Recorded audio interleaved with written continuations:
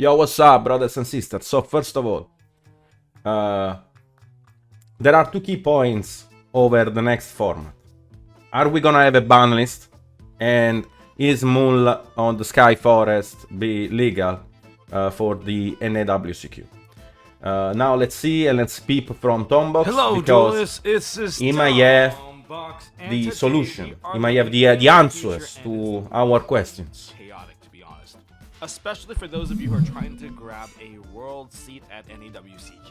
And today, that is exactly what we're looking at. Top decks that you have to prepare for if you're going to be competing in Okay, top 8 decks. I like that. Give me the ghoul. Let me start working on something, Tombo. The start of the Infinite Forbidden format. So why is it gonna be so chaotic, Tombox? Well, I'm glad you asked. Number one, Infinite Forbidden is live that week, and you're gonna have to acquire cards on the weekend of, and this is WCQ, so it kind of starts on the Friday, so you fly in on Thursday. There's a lot of chaos kind of going on. There's just I agree. cards, but practicing, you at least got the first 80 cards. But point number two, what about the next 20 cards? You don't know if they're gonna be importing Moon of the Closed Sky, if they think it's gonna be a game changer. Yeah. With the Moon, a lot of things change in the format, because that means that every deck can bridge into the Fiendsmith. Otherwise, you will have a few selected deck that can bridge into the Fiendsmith, or a very specific engine that you will have to play or pair your deck with. Even if I do know it, and I'm gonna use that to my advantage to practice. I'm just kidding. No, you're not kidding. Event, so that is just You're not. homework that I could kind of study ahead of time. Yeah, no, I'm not gonna tell you. Yeah, we're not gonna know. 3, it's going to be there's a potential ban list around the corner around that same time. What if they actually announce a ban list around that time? Hopefully they announce it a lot earlier so people can actually practice for the event. Please! Announce it before, not 3 fucking days before the event. We need a ban list now. What's up? Accordingly, without bad cards, maybe they want to snip Snake Eye a little bit, kind of lower their power ceiling a little, and maybe like even take away a couple of logs, like Gimmick Puppet log plus like the Hot Red Dragon Cloud, because the White Witch could also abuse it. But maybe that's something they want to include, just make it complete pure chaos. But let's jump back to this video. I'm gonna give you 8 decks that you need to prepare for this coming season of Infinite Forbidden for WCQ, as well as the rest of Infinite Forbidden season. And to throw in a bonus, there's even gonna be 8 more decks mentioned in the honorable mention, because there's just a lot of decks that can take the title. Anyways, let's go. Deck number 1 is gonna be Snake Eye. Obviously, we're not gonna. Before I go over the deck, I've seen this time and time again. Just pick a day 2 of any YCS, and you're just gonna be watching Snake Eye mirror matches forever, and I have to commentate through it, so you guys kind of know why I'm. okay, so we have a Snake Eye deck. There is a Jet. There is no Synchro Monster in the extra deck. I mean, there should be at least an Herald of the Arclight if you really want to play, like a Padslemin, or maybe still go for the Dispater Omega, even though it's very outdated. But why there is a Jet here? Is it just probably for the extender that it provides post-original, because original for only Oak is not that great, but like it's kind of whatever. I don't think this is a good example of what I'm expecting from Snake. The counter tech we see is Nibiru, Impermanence, Veiler, Mourner. Mourner is, I mean, as a counter tech, Mourner it's literally whatever. Like, actually, like it has been played. Simul Archfiend, this card is actually good. I do think this card is actually a very good floodgate against the deck, because like it's a lingering effect again. Like, guys, lingering effect in Yu-Gi-Oh are something that should not exist in my opinion. Simul Archfiend basically allows you to summon only one link, but then you cannot summon another link if you control a link on the board, and the same applies to every other mechanic in the game, and that's why the card is so powerful. Then we have Skill Drain that, obviously, shout out to Christian Urena that was just right before in the chat. You are the main reason why this card is being played, and it's a very powerful floodgate as well. Then we got Shifter. I mean, Shifter as a counterplay, yes, I do agree it's good, but there are also things that we need to think about when we play a Shifter deck. Are we able to play through an IP into SP? Because Snake Eye Ash, if they open Bonfire or Snake Eye Ash, then they can end on that, which means that your deck has to play very well into Shifter if you want Shifter to actually be a real counterplay. So at that point we have only a couple of options, and the couple of options, I think they are gonna be displayed by Tombox soon. Yeah, it's basically right now we have everything solved, and we are just adjusting the ratio of entraps. Which entraps are we gonna play? The flex spot, basically, because the deck is literally auto built. Like, you take the Kashtira Snake Eye that's running around right now, you remove the Kashtira cards, right? You put the Fiendsmith cards, boom, built. But there is a difference now, because now people are gonna play Beatrice. People are gonna be on some SAS technology. The SAS technology that I'm talking about is basically Angel of Blue Tears. Now, and now you would say, Nash, but like, how is this card good right now? Now, this card this card is good for several reasons. But the first one that comes in my mind is the fact that you can send this card of Beatrice.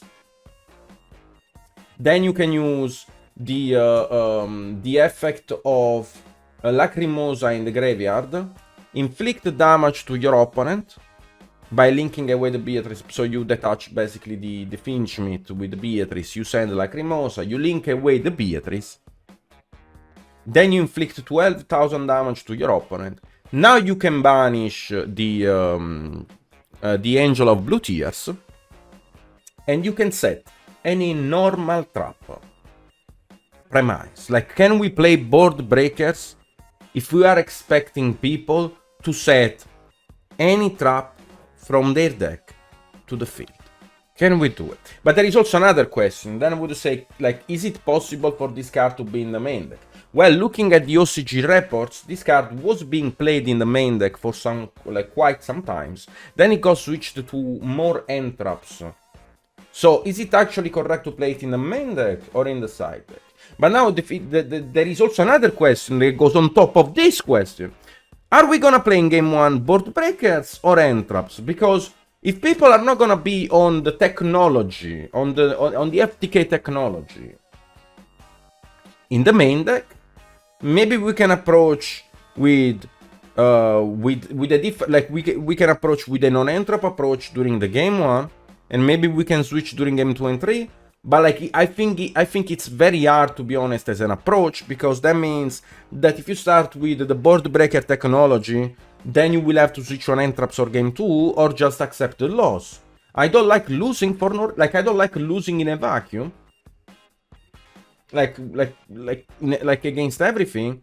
So in my opinion, the board breaker approach right now, it's very sus. I think people should be on end traps right now, because there is too much technology. There is too much technology to avoid that. Maybe we can start with end traps, and then slowly it's gonna develop into a board breaker, and then right after, like, again into end traps, because people then are gonna start main decking this card. This card is not even bad in the main deck. Like, I don't think it's horrible. I think the card is actually decent in the main deck, because what happens is, if you draw this card going second, you can just use this card to negate, like, an opponent Apollosa, to negate something that your opponent controls, or to bait, like, to bait an Omni. Like, it's not even bad. This card is actually super decent. In my opinion, it's good. I mean, good. I would rate this card like a 6 out of 10. Good is a big word, but I would say, like, it's decent in the main deck. It's not like the worst case. And then you would say, okay, Nash, but then I have to play a card to pair this card with, like, a trap card. I mean, you don't really have to do it. There are two options, in my opinion, that you should take in consideration. The first one is playing no trap at all and just set an impermanence, so a Beatrice becomes an impermanence in your opponent's turn, which is good, which is fine, like, which is not super insane, but at least beats, like, cards like Talent, Mind Control on Apolla, Change of Heart on Apolla, because basically you have the impermanence that's gonna check the Apollo. Or you could play the Dinkham Farm technology. You could play at least you could play one copy of the Goat Laughs. With Fiendsmith, if you go for Fiendsmith start, you can start with the Fiendsmith. So you can send one Blue Tears in your turn, set an impermanence, and in your opponent turn you can keep the Beatrice on the board and set Goat Laughs and send Goat Laughs. So that means that your Beatrice turns to be 2 interruptions. And the Goat Laughs against some specific decks like Tenpai is like super broken. It's like unbelievably broken.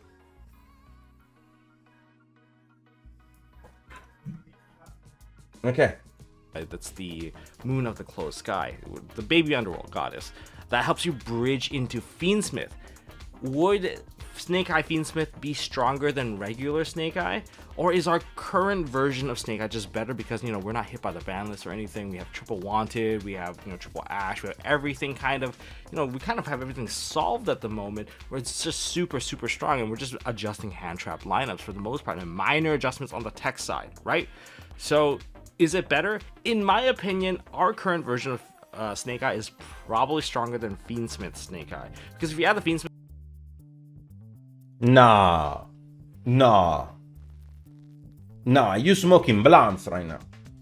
Holy, it's bugging. Like, it's literally lagging in real life right now. Nah, you playing with me right now, bro. Like, ain't no way you think that. Okay. Now we talking. Let me see. What do we have? The Fiendsmith cards. Double Flameburst. To be honest, there is a debate actually currently going on if we are supposed to play one Flameburst or two Flamebursts. Like, it's something that needs to be settled on still, to be honest, because the second Flameburst helps more through Nibiru. One Flameburst, it's like kinda sassy baka, but like it's in my opinion, one Flameburst might be good. I still need to test more with the second Flameburst, but like it's still in debate about like the ratio of this card right now.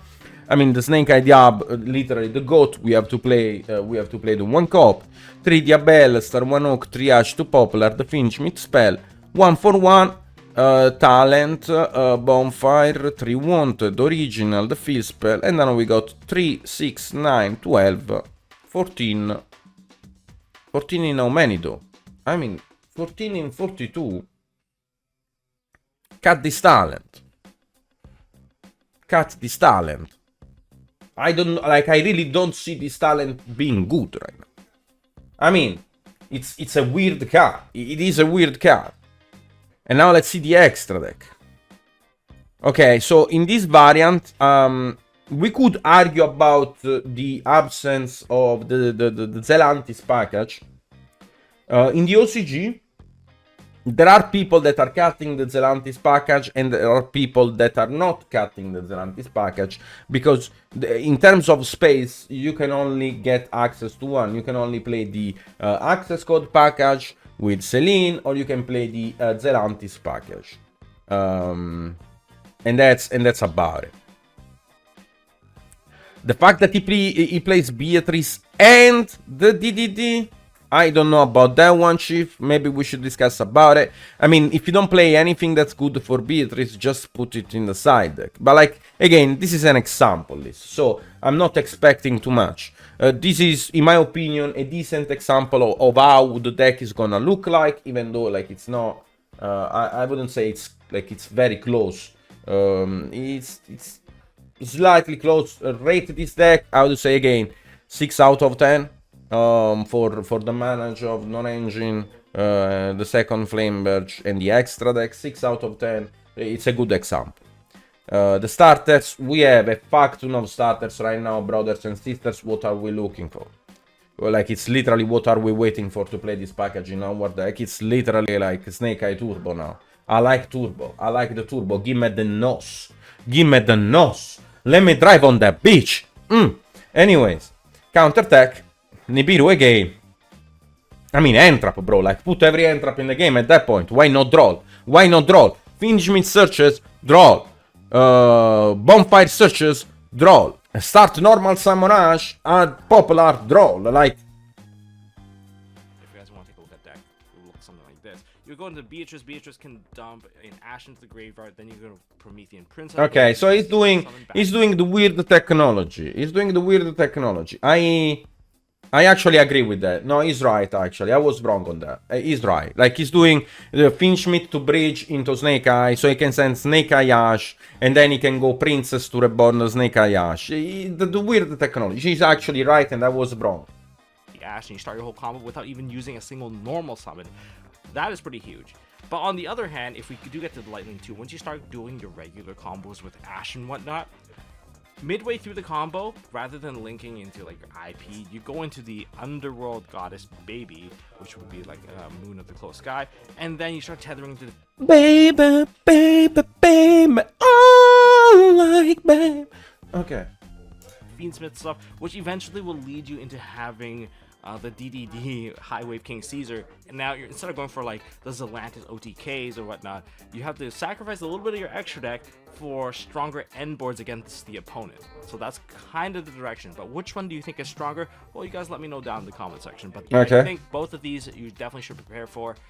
And if the ban list does hit Snake Eye, likely they're going to shove in Fiendsmith to make the deck more consistent if it's a consistency hit that they're going for.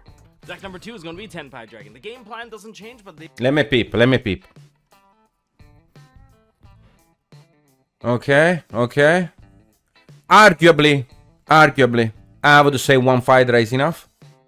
I would say that one Fidra is enough. But that's about it. I like the double copy of the new one. One Dora Drag, okay. In between the Ash, it's not okay. Brother, we need to keep like the priority straightforward.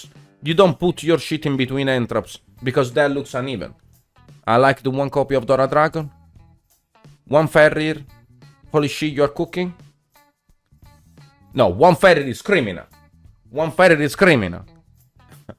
Yo, Tommy. One Ferrier is criminal. Holy, I cannot stop looking at it. The one Ferrier technology. Bro, we are not on Master Duel. What's up? What's up?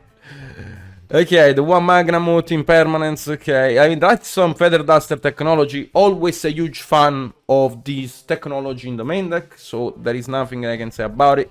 Decided to playing 2 Veiler over the third Mourner. That is criminal as well.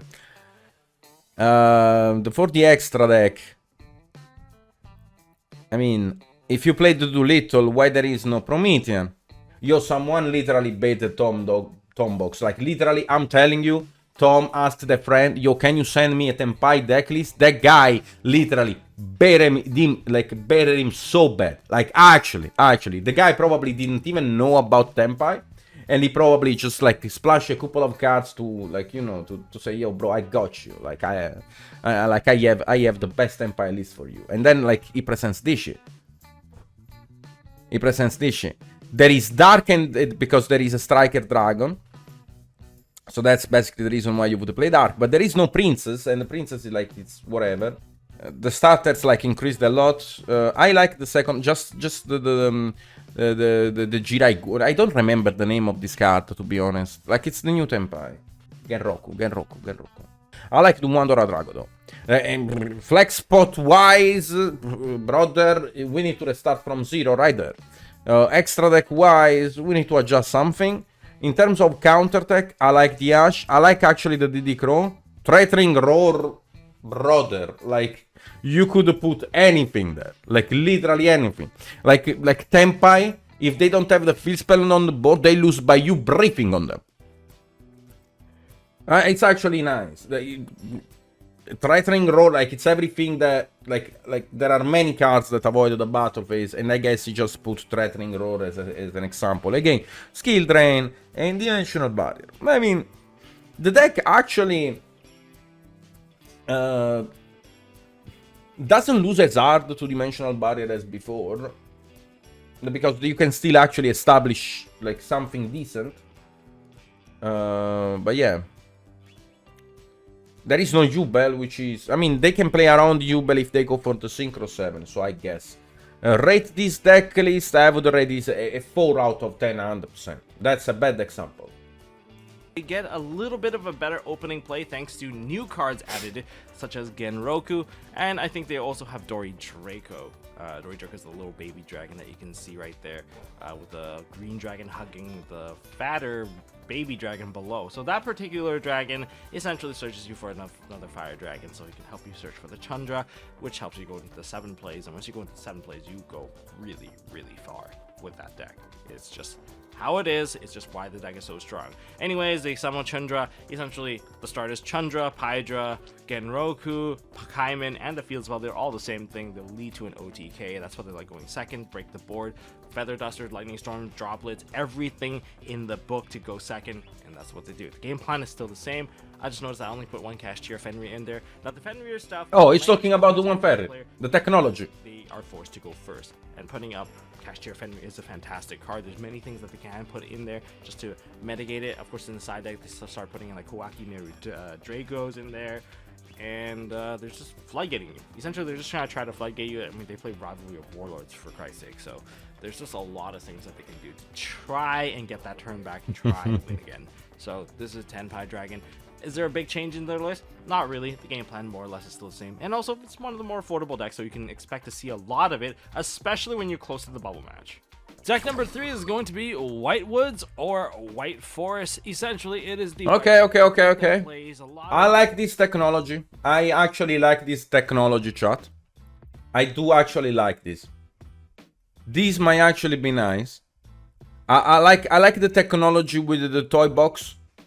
I like the technology with the Centurion card. The amount of flex for 3, 6, 9, 12, 15.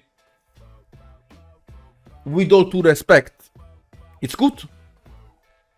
We can talk about the R and the Azure. Might be super copium. Might be extra copium. Might be insanely copium. We can also talk about the fucking counter trap. My brother, we are trying to win going second, because if your deck doesn't win with engine going first without putting bricks in your deck, I'm playing that shit. I'm playing that shit. We are trying to be competitive, my brothers. If you have to put 2 traps that literally stare at your end looking like fucking bricks in order to build a house, when you go second, you don't want to play that shit in your main deck. You don't want to do it. You want to win. We are trying to win. We are trying to get a dub. We don't want to play the Azura. We don't want to play the counter trap. Is the deck good without those? I think you have to play though because in my opinion, this is an engine requirement. You have to play the White Woods trap in order to synchro in your opponent turn. I like Toy Box a lot. I actually love this card. And also Tom Box and advertising Toy Box. That's a Konami move right there. I do like this card a lot. I do like also the interaction with the White Woods. The Centurion, maybe we can discuss about the ratio of the Centurion, but it's not like my main concern right now. It's more about like those two, to be honest, like the counter trap of Vanadium and the Azure. Like if you actually need those two in the deck, at that point, like don't play this deck. But the technology is nice. The technology is there. It's something that you guys can work on. I hope it's not gonna be expensive, because I actually like those cards, to be honest. I actually like a lot those cards. The extra deck, I cannot judge it yet, to be honest, because it's a new technology for me as well, which makes me not super knowledgeable about what should be in the extra deck. I mean, we see the 2 White Woods synchro, and I think like the lock technology, the red supernova, it's whatever. What concerns me would be the rabbit. But like, you know, and like how reliant, how are we, like, should this deck be able to calamity often? Like, should have a safe calamity most of the time.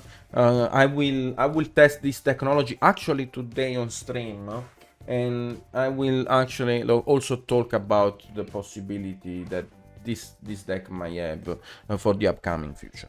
The starters, okay. I mean, we have both the witches, the Chimera, and the field spell of Centurion. As counter tech, I don't know what to tell you. Like, I mean, okay, it's Bestial in general, Diddy Crow, Shifter. I mean, everything that interacts with the graveyard.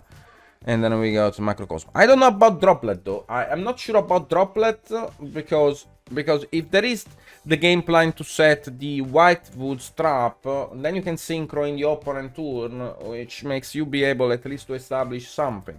So again, maybe Droplet is not that counterplay, but like I think it's good to be mentioned. I cannot rate this deck yet, so I would give him the benefit of the doubt, 7 out of 10.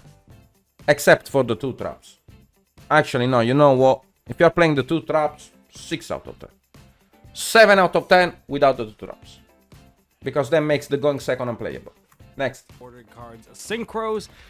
Yeah, Whitewood's is a synchro-based deck using light tuners and kind of tethering their way into Centurion. This is a little bit of a mix of Manadium. It feels a little bit like that, mixed with Centurion, because the end line always somehow finishes with Centurion. And once you get the Centurion here in TCG, guess what we still have? We still have Hot Red. And this is a much safer version of Hot Red that you can land, because you will have both Blazar and Hot Red on the board at the same time. So you have an Omni Negate to keep everything live. And not only that, you can even pivot into using Link monsters like... Wait a second. Why would you play Azure here? Now that I think about it, why would you play Azure? Why it's not Apophis? What? It should be Apophis 100%. I fuck with Apophis. And Apophis stops the Droplet too. What other traps do you have? Read Centurion. Read Centurion. Like slowly, go search the Centurion cards and read them. I'm blessing you with the capacity to be able to read right now. That's crazy. I deserve a sub for that. I'm just blessing people with the skill to read. First of all, deck number 4 is gonna be Chimera. Put it there because I really... Hold up. Yeah, you can tell he likes this deck because it looks good. It do be looking good when you like that shit, right, Tombox? Yeah, 3 Apprentice, 3 Gazelle, 2 Baphomet, 3 Mirror, 3 Kotl. One of these that makes sense, those 2 make sense. He's playing those, splashing the Ostinato package. Holy, the 2 Ash 1 Imp technology, holy. We have a big issue with, right now with the Flexbot, bro. We need to get that shit straight, bro. Like, the 2 Ash 1 Imp technology, it's something that it's not written in my book. You should maybe write a book over those technologies, because that shit sounds great. Might shake the entire meta. My brother with the OCG technology, what's up? Okay, the Ostinato, the Patchwork stuff. Call by the Grave, the 3 Droplet, the 2 Talent. Whatever. I mean, this deck is 33, 40 photo. Oh, damn. No, I like this technology. I like his technology except for the flux spots. The extra deck seems very straightforward and on the point, so I like it.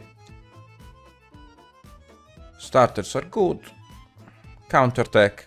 I mean, he knows the counter tech. Yeah, Droll, Shifter, Barrier, and deck Lockdown. Those are very on the point. Rate this deck 7 out of 10. Let's check out the let's work on the flex spots. Next one. Holy. Okay, I mean, now he's cutting the Ostinato package for a package that, in my opinion, might be better for the deck, because the Fiendsmith is also a Fiend, and the deck has actually a lack of Fiend. Wait a second. It might actually be better.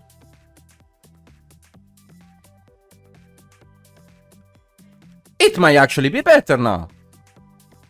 The deck might actually be way better. I mean, aside from the Farfa technology to send it off Beatrice, aside from the Farfa technology, I think Fiendsmith actually makes the deck way better.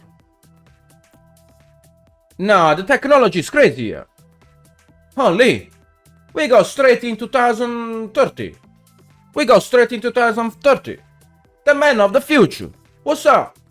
Don't call him Tombox no more. Call him the Doc. Rate this for the technology alone. 8 out of 10.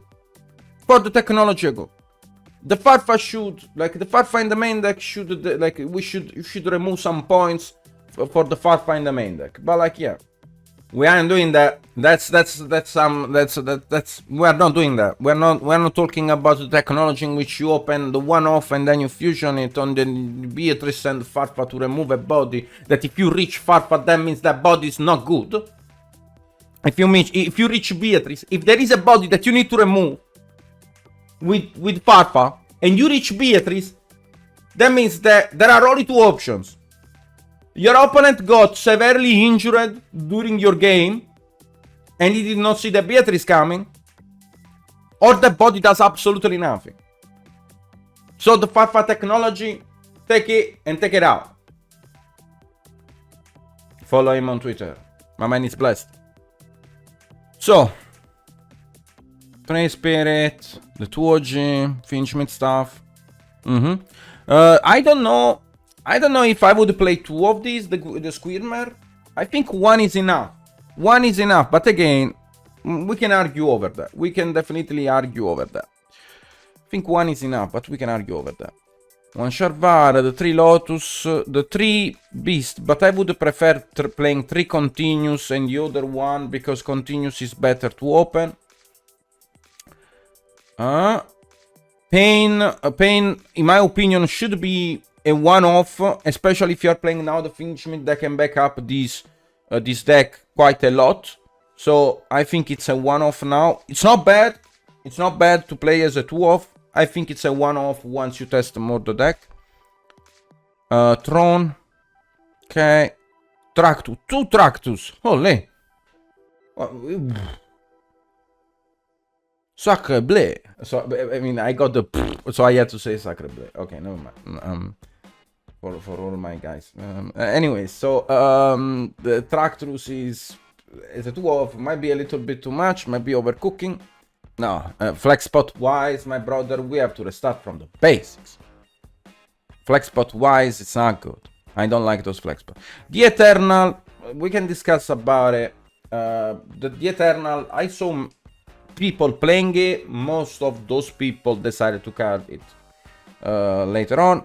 So we can discuss about the Eternal. I don't want to put my hands down on this card yet. Extra deck, it's okay. Extra deck might be fine. There might be missing something, maybe. I'm not sure. If you need the fusion, do you need the fusion? Do you actually the Yubel fusion here? I'm not sure. I'm actually not sure. I don't think you need it, but like, let's proceed. Starters, okay. And there is no shifter here for the counter attack. Like the examples are good. The one that he's showcasing are good. But I mean, for sure change the amount of flex spots and work on those. Or at least just don't present the flex spots at all. Just represent only the end. I mean, I guess they look nicer, right? Mix it in a deck. Yeah, there should be an Apollo in the extra deck. Okay, that's an ice barrier. That's Sprite with the ice barrier monster. Okay, I found it. Mirror Mage of the Ice Barrier. And the spell should be Freezing Chains of the Ice Barrier. We go swap throw and we dump it to the graveyard. So we dump this card to the graveyard, and it says if this card is sent to the graveyard, you can add one of your Ice Barrier cards. And this one is basically a reborn. Then you activate this and you can make Toad. The technology is somewhat nice. The technology is somewhat nice. All it requires for a Toad is a brick. So I am definitely not against this technology. Sprite might be back. So we play Ferrier, we play Jet, Blue, blah blah blah, all the good technology. Now we got back on the Toad technology. Starters, blah blah blah, the 2 bricks. I mean, the 1 brick. This card is good. 3, 6, 9, 12, 15. And we play also double cross. And that's overcooked. Like, we should again. Like, I do understand that you like the rabbit. I like it too, but SP is better. I like it too, but SP is just straight up a better card. I like it. I like it.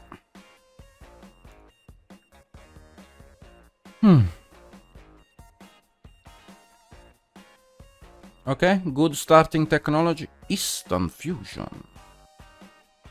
Not against it. Not against it. The amount of flex spot is very low. 3, 5, 8, 10, 13. Flex spots. Very low flex spots, to be honest.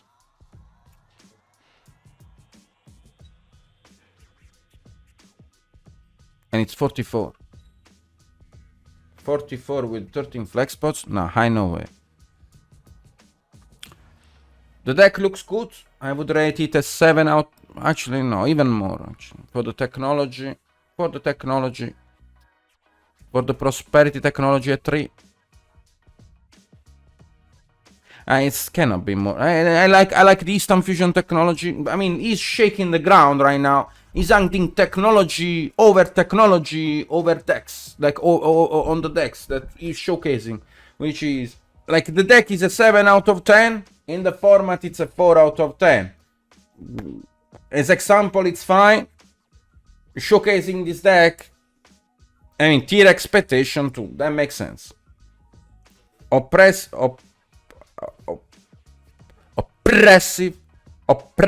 How many? Wait. And restrictive. Branded Melodious. Branded. I like the mix that you can put, like the branded or Melodious. Melodious is definitely better into this deck. I like more with the Melodious. I was expecting more the Melodious variant from Tombox. I didn't say that Instant Fusion is a starter. I didn't say that Instant Fusion is a starter. I never said that. Why are you trying to put words in my mouth? I said the technology is good. Because you can summon like the Millennium Ice and play around the Droller Lockbird. And going second, you can summon Mudragon. Put it as a starter. Wait, where? No. It didn't. Oh no, it did. What the fuck? Wait a second. It's whatever. Okay.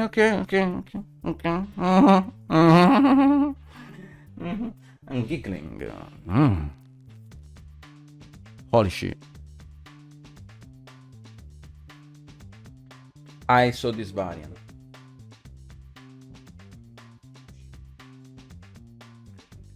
I ate it. I just ate this variant. I ate it. I know way I'm playing this. I know where this is good. I'm not blaming Tombox for this. I'm blaming whoever sent this abomination to him. All gas aggro. No, that's not all gas. That's all bricks. All gas aggro. Whoa. Literally all bricks. You have literally entire, like, we can count, like, we can play a game right now and count all the bricks and all the combination that you should not open in this deck. And I can tell you it's quite a lot right there. All bricks, no gas. That's what I'm saying. Starters. Okay. Sure. And counter. Bell as a counter. I mean, literally whatever, Bell. Diddy Crow, somewhat better, but still. Like, if you go da C, the game is over. Da counter, da C. The game is over. And it didn't put the C in the counter deck. How to win against branded? Literally the C. Contact C. And he plays both at the... Bro, like, we can stop here and I can talk about 30 minutes why I don't like this deck. But, like, I don't want to, like, overdo it, okay? I'm just gonna say, I don't like it. I mean, Runic Sun, okay. Labyrinth is okay.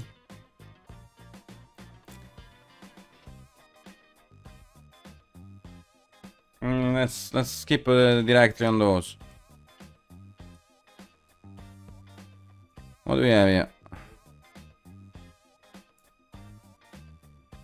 Okay, so we got the 8 that we mentioned until brand, then we got Stan, Labyrinth, Castilla, Infernoids. Somewhat nice, full of bricks though. It's Brick City Turbo. Flounder is, I mean, it's one of the few shifter decks, and somewhat is the one that can afford the shifter better. Labyrinth can also afford shifter, but I don't like shifter in lab. Kinda weird. Because then you have still to beat IPSP. Like, the grind gets super weird with lab, so I don't like it. Kashtira with shifter, that makes sense. Infernoids, whatever. I don't think I would play the deck right now. Is the new stuff? No, yeah, I think. I don't think it's out yet. In the OCG, like, they got it like maybe like 2 months ago. So it's not, there is no way it's gonna be out in the TCG right now. Flounder is... Okay, Horus variants, give me Papa. There is no plants though. There is no plants. Gimmick is whatever. I'll be real with you. Gimmick Puppet is whatever. I was expecting better. After testing the deck, literally the deck folds to 1 Didicro. No Memento also sounds crazy. No Memento sounds crazy because Memento is actually good. Like, actually Memento is good. It is actually good. You know what? That's a challenge for me. I'm gonna work on Memento and make it better. Because now we got all the tools. Okay, chat. Let me know if you guys those kinds of reaction videos. And obviously subscribe to his channel. And that's about it. Brothers and sisters, I'll catch you guys with another video. We have to talk about the banalists, the new decks, and trying to build different decks.